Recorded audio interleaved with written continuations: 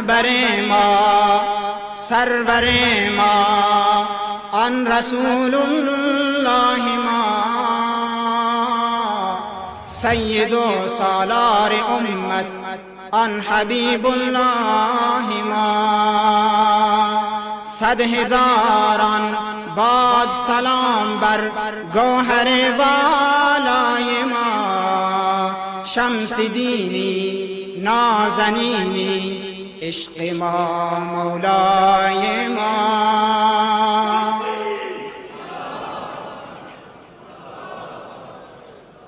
آسمانی ها زمینی ها همه مهمان تو عقلها مبهوت تو مجنون تو حیران تو انبیا یک سر بشیر صبح میلاد تو ان آسمانی ها همه مرهون ارشاد تو ان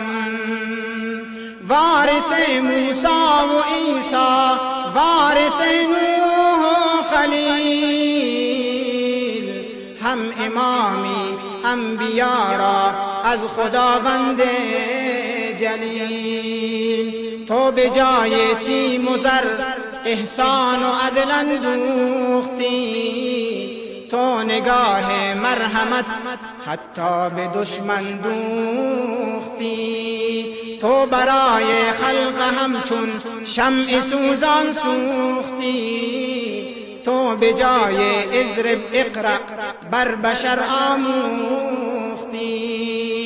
می درخشد تا قیامت نور بی پایان تو می درخشد علم القرآن به الرحمن تو با اهانت بر تو امت شد چو دریا موج زن در خروش آمد بسی پیر و جوان و مرد و زن گر جسارت کرد و بر تو ابلهی حیف از جواب گر جسارت کرد و بر تو ابلهی حیف از جواب تو به وسعت فوق اقیانوس و خورشید و سحاب ای یهود و ای نصارا ای جهان مشرکین ای یهود و ای نصارا ای جهان مشرکین گوش دارید از دل و جان این شعار مسلمین مرگ بادا بر شما ذلت بیاید تا ابد قلب ما از عشق پیغمبر محمد می تپد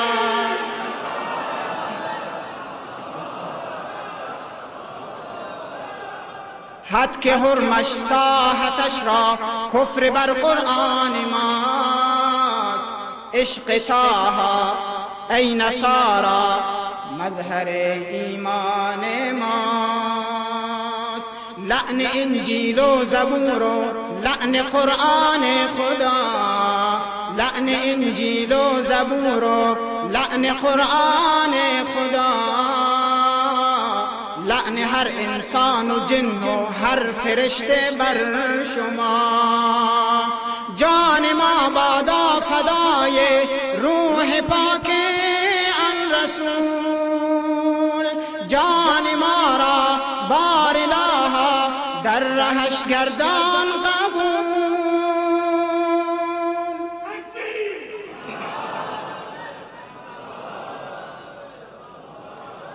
ربنا صل على احمد نبی المصطفى ربنا صل على احمد نبی المصطفى بر امام المتقین محبوب حق خیر الورا با پیام صلح و دوستی پا گذاشت اندر جهان رسم آزادی و عزت را نموده چون عیان کیست تا مثلش چو بوبکر و عمر جان پرورد کیست کیست تا مثلش چو بوبکر و عمر جان پرورد، کیست تا عثمان و مردی همچو حیدر پرورد. هر که خواهد روح پیغمبر بگردد شادمان، تابع سنت بگردد کاملا با قلب و جان. سنت و قرآن او دو مشعل تابان ماست، دو سپهر معرفت دو کفه میزان ماست. کل دین ما همانا سنت و قرآن ماست، پیروی زین دو امانت عزت و ایمان ما.